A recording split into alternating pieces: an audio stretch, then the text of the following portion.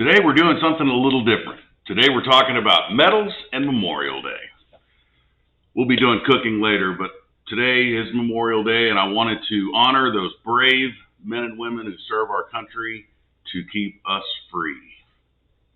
Once upon a time in a land where bravery and value were celebrated, there existed a distinguished group known as the Medal of Honor recipients.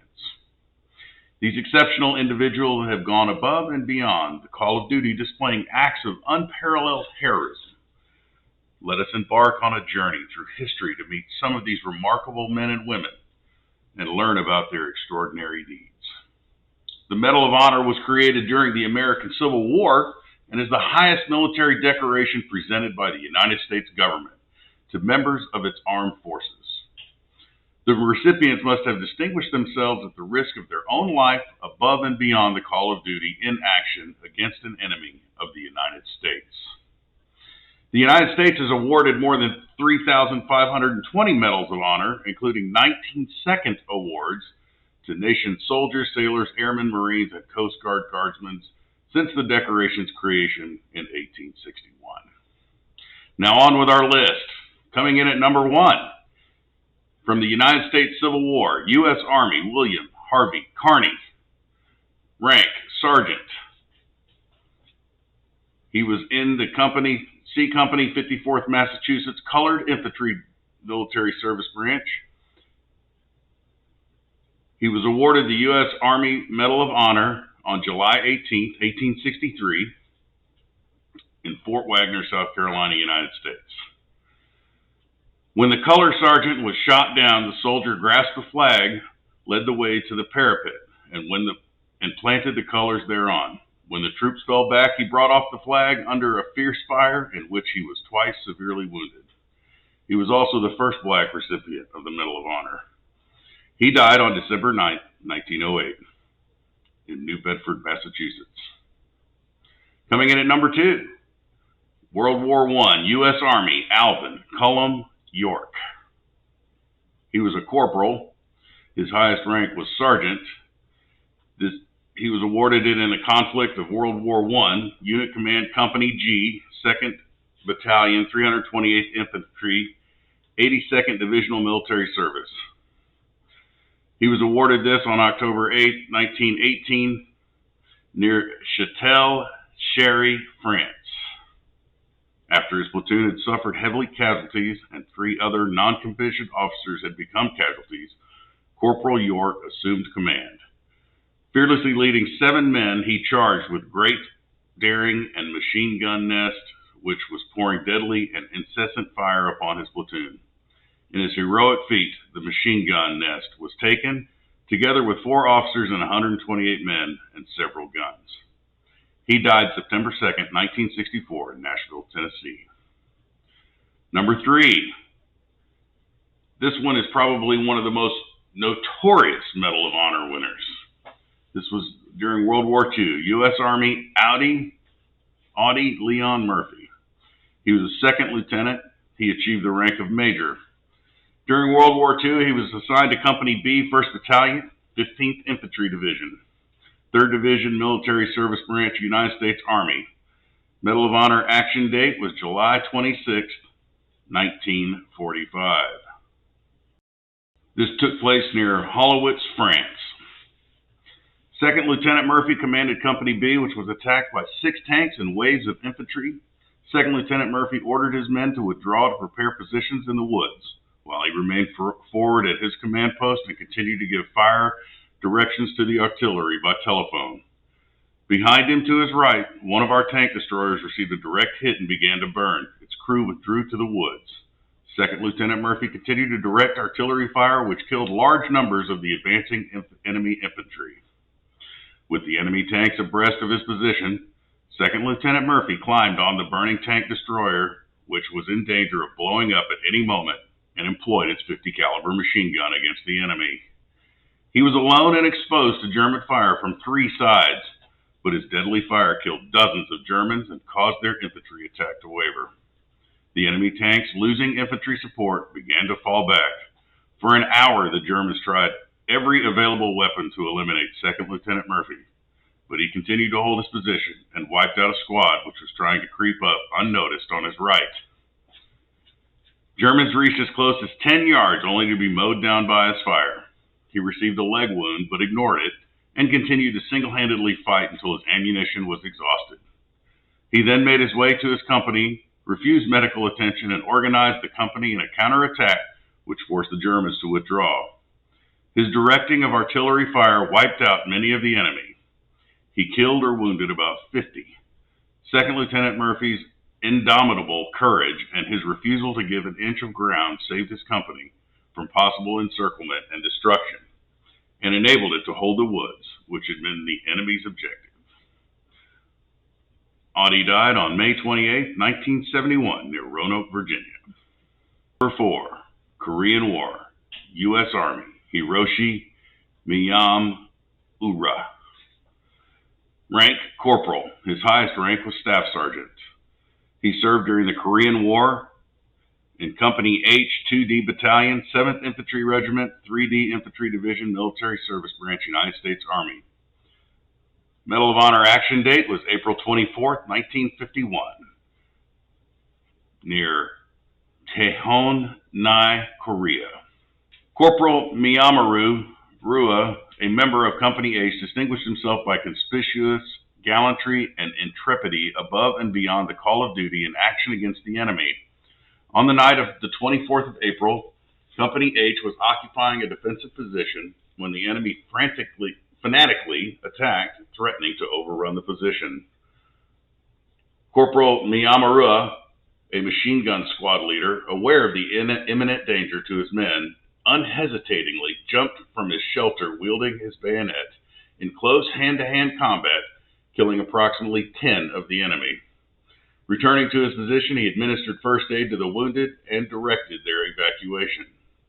As another savage assault hit the line, he manned his machine gun and delivered withering fire until his ammunition was expended. He ordered the squad to withdraw while he stayed behind to render the gun inoperative. He then bayoneted his way through infiltrated enemy soldiers to a second gun emplacement and assisted in its operation. When the intensity of the attack necessitated the withdrawal of the company, Corporal Miyamura ordered his men to fall back while he remained to cover their movement. He killed more than 50 of the enemy before his ammunition was depleted and he was severely wounded. He maintained his magnificent stand despite his painful wounds, continued to repel the attack until his position was overrun. When last seen, he was fighting ferociously against an overwhelming number of enemy soldiers. Corporal Miyamura's indomitable heroism and consummate devotion to duty reflects the utmost glory on himself and upholds the illustrious traditions of the military service. Interestingly enough, he didn't die that day. He died November 29, 2022, just last year. Number 5. Vietnam War, U.S. Army, Roy Perez Benavidez. Master Sergeant, rank at time of action Staff Sergeant, during the Vietnam War, was part of Detachment B, 56th 5th Special Forces Group, Airborne, 1st Special Forces Military Service Branch. U.S. Army Medal of Honor action date, May 2nd, 1968.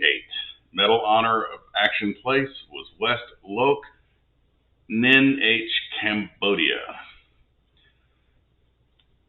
Master Sergeant, then Staff Sergeant Roy P. Benavidez, United States Army, who distinguished himself by a series of daring and extremely valorous actions on 2nd of May, 1968, while assigned to Detachment B, 56th 5th Special Forces Group, Airborne, 1st Special Forces, Republic of Vietnam. On the morning of 2nd May, 1968, a 12-man Special Forces reconnaissance team was inserted by helicopter into the dense jungle of an area west of Loc Ninh, Vietnam, to gather intelligence information about confirmed large-scale enemy activity.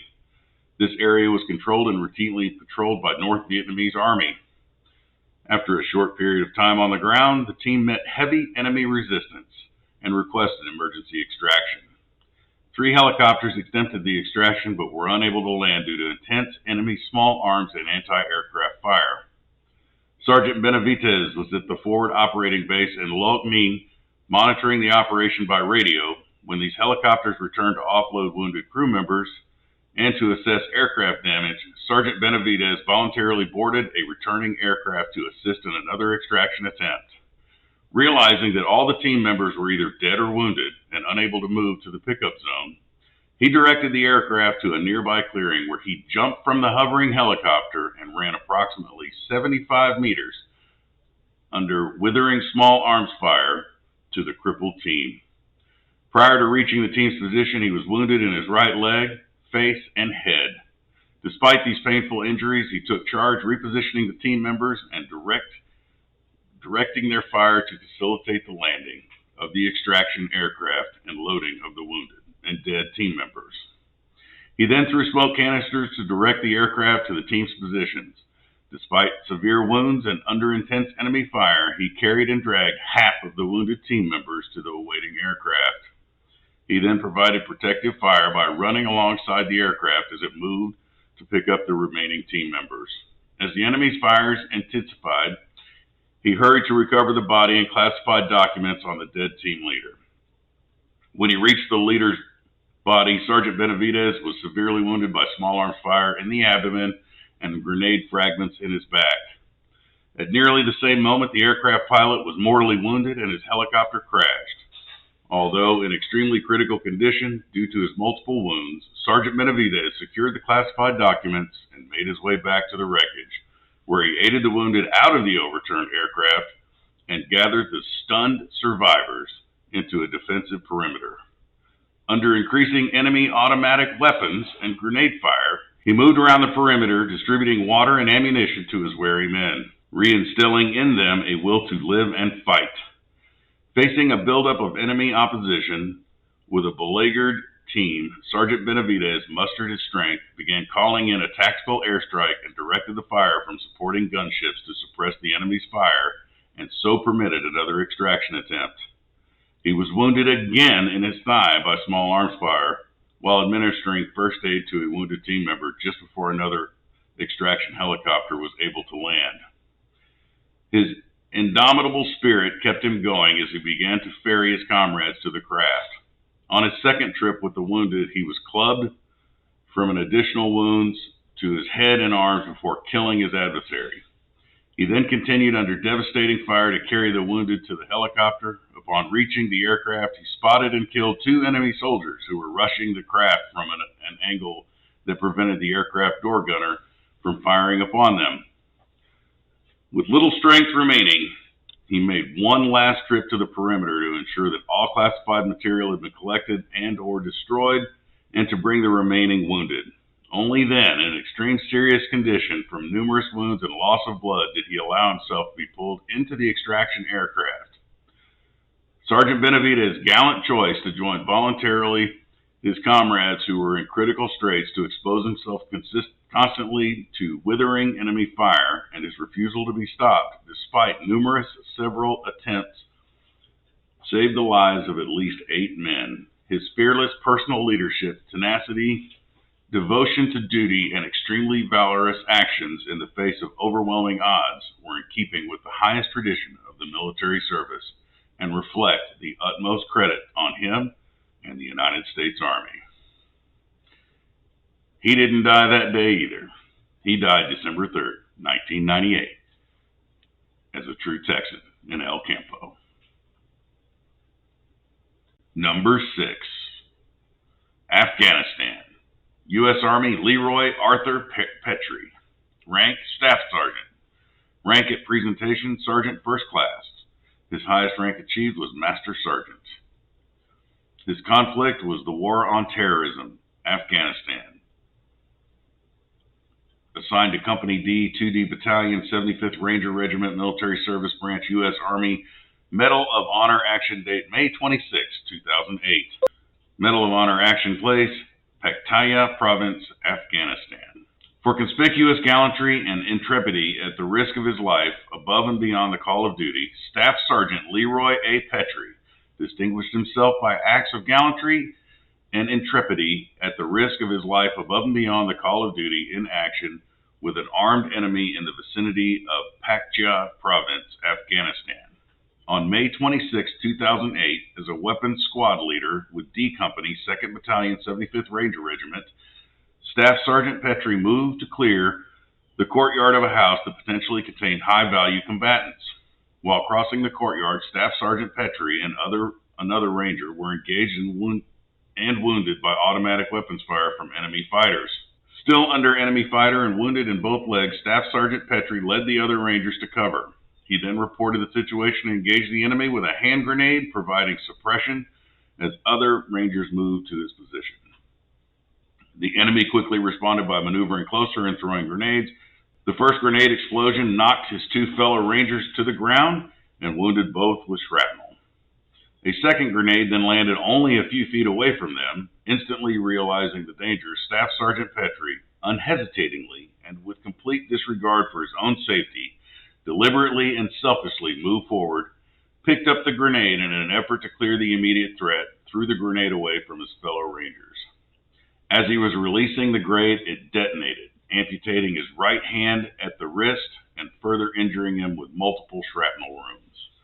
Although picking up and throwing the live grenade grievously wounded Staff Sergeant Petry, his gallant act undeniably saved his fellow rangers from being severely wounded or killed.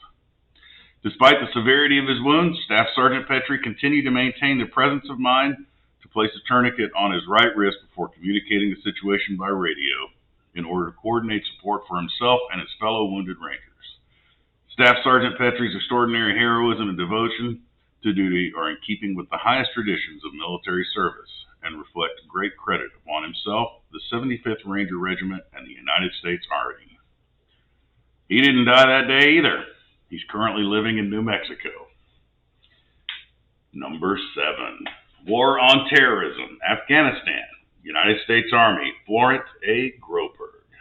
Rank, Captain.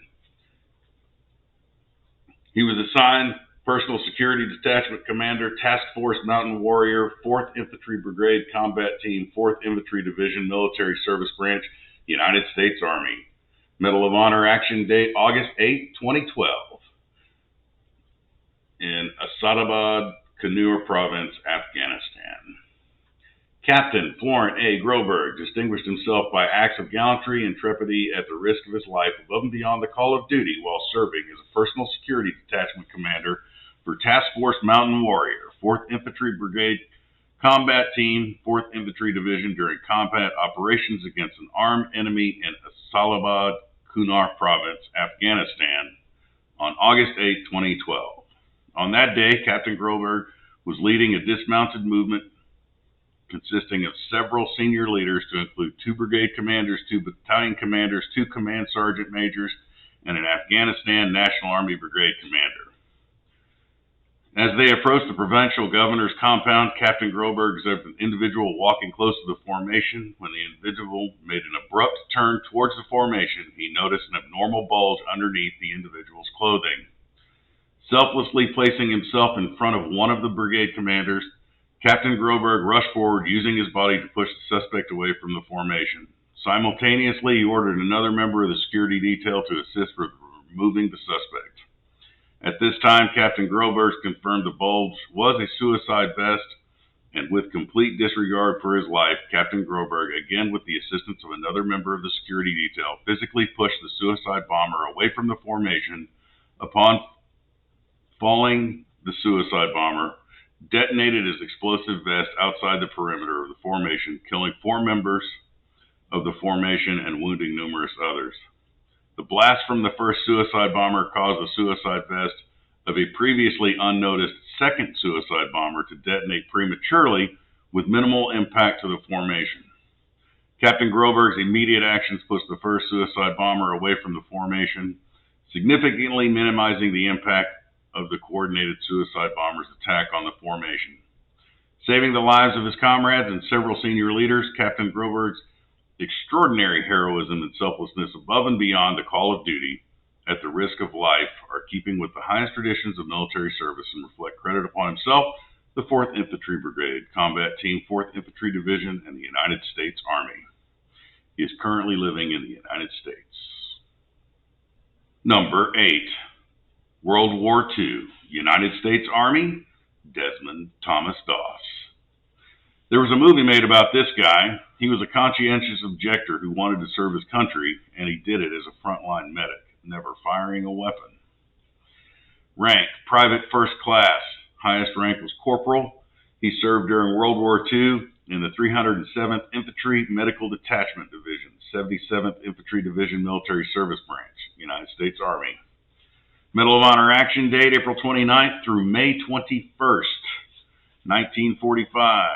Medal of Honor action place, Uraso Mura, Okinawa. He was a company aidman when the 1st Battalion assaulted a jagged encampment 400 feet high.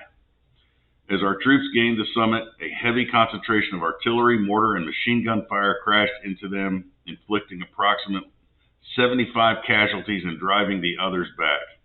PFC DOS refused to see cover and remained in the fire. Swept area with many stricken, carrying them one by one to the edge of the encampment, and there lowering them on a rope supported litter down the fence to a cliff to friendly hands. On 2nd of May, he exposed himself to heavy rifle and mortar fire and rescuing a wounded man 200 yards forward of the lines on the same encampment. 2 days later, he treated 4 men who had been cut down while assaulting a strongly defended cave, advancing through a shower of grenades and within 8 yards of enemy forces in a cave's mouth, where he dressed his comrades' wounds before making 4 separate trips under fire to evacuate them to safety. On the 5th of May, he unhesitatingly braved enemy shelling and small arms fire to assist an artillery officer. He applied bandages, moved his patient to a spot that offered protection from small arms fire, and while artillery and mortar shells fell close by, painstakingly administered plasma. Later that day, when an American was severely wounded by fire from a cave, PFC DOS crawled to him where he had fallen 25 feet from the enemy position, rendered aid, and carried him 100 yards to safety, while continually exposed to enemy fire.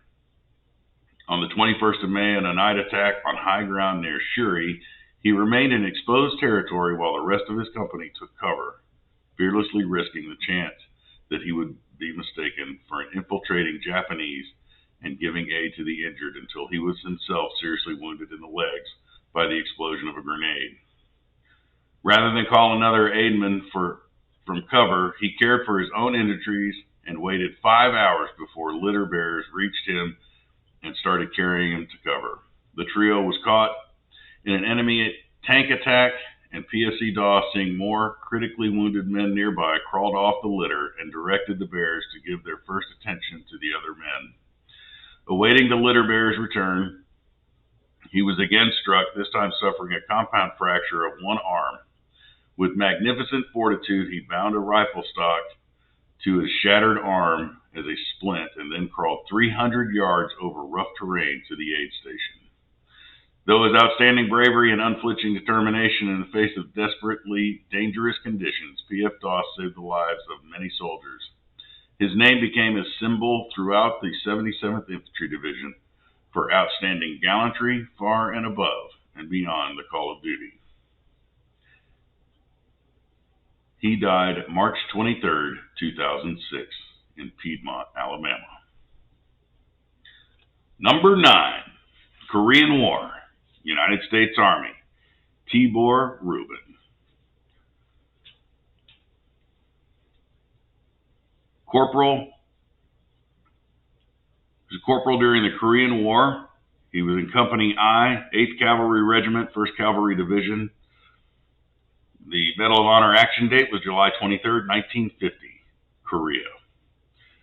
For conspicuous gallantry and intrepidity at the risk of his own life and beyond the call of duty, Corporal RUBIN distinguished himself by extraordinary heroism during the period from July 23, 1950 to April 20, 1953, while serving as a rifleman with Company I, 8th Cavalry Regiment, 1st Cavalry Division in the Republic of Korea. While his unit was retreating to the Pusan perimeter, Corporal RUBIN was assigned to stay behind and keep open the vital Taeg-Pusan Road link used by his withdrawal unit. In battle, overwhelming numbers of North Korean troops assaulted a hill defended solely by Corporal RUBIN. He inflicted a staggering number of casualties on the attacking force.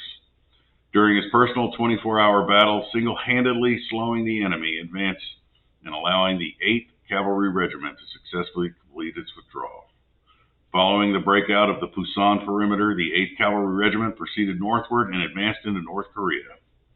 During the advance, he helped capture several hundred North Korean soldiers. On October 30th, 1950, Chinese forces attacked his unit at Usan, North Korea, during a massive nighttime assault. That night and throughout the next day, he manned a .30 caliber machine gun at the south end of the unit's line after 3 previous gunners became casualties. He continued to man his machine gun until his ammunition was exhausted. His determined stand would slow the pace of the enemy advance in his sector, permitting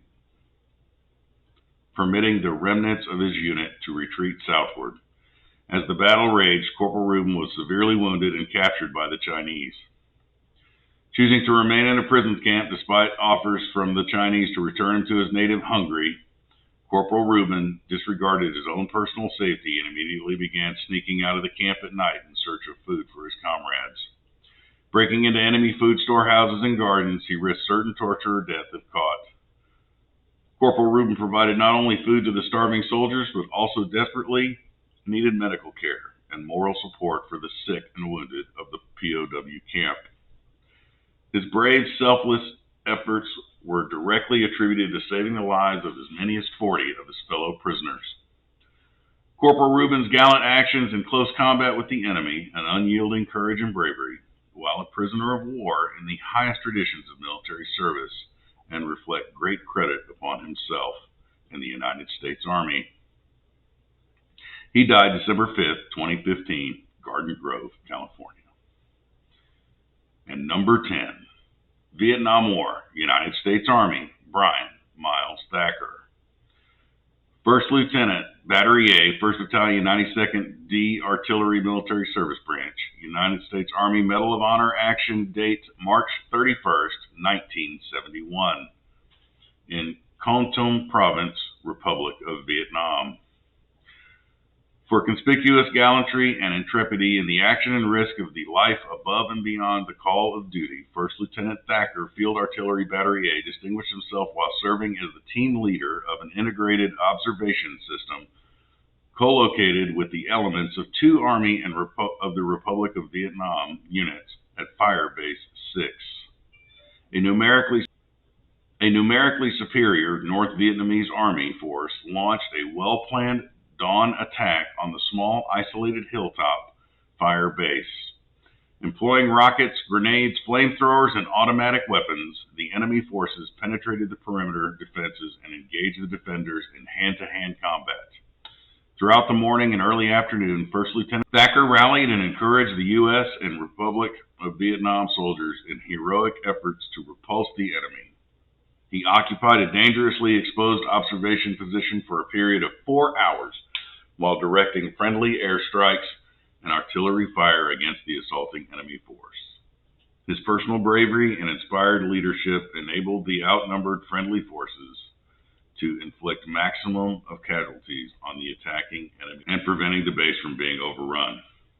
By late afternoon, the situation had become unattainable. 1st Lieutenant Thacker organized and directed the withdrawal of the remaining friendly forces.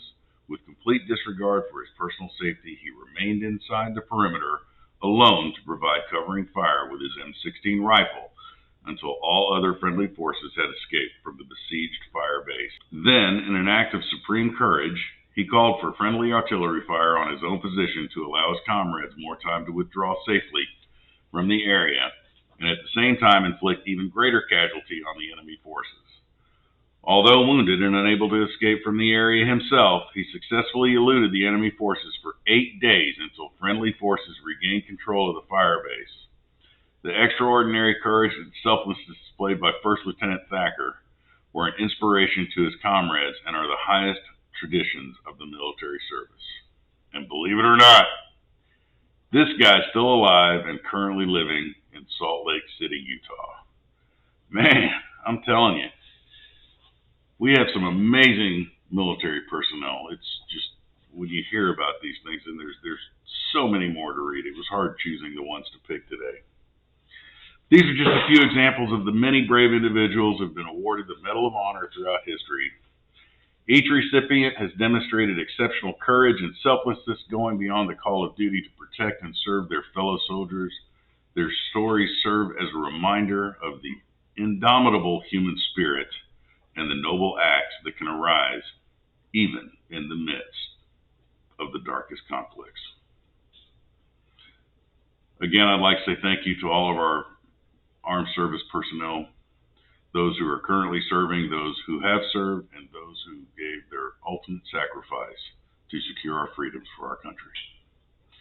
So while you're doing some barbecuing this weekend and grilling and having a few cocktails and beers, let's bow our heads and say a private prayer for the men and women who serve our country admirably. Thanks, everybody. We'll see you soon.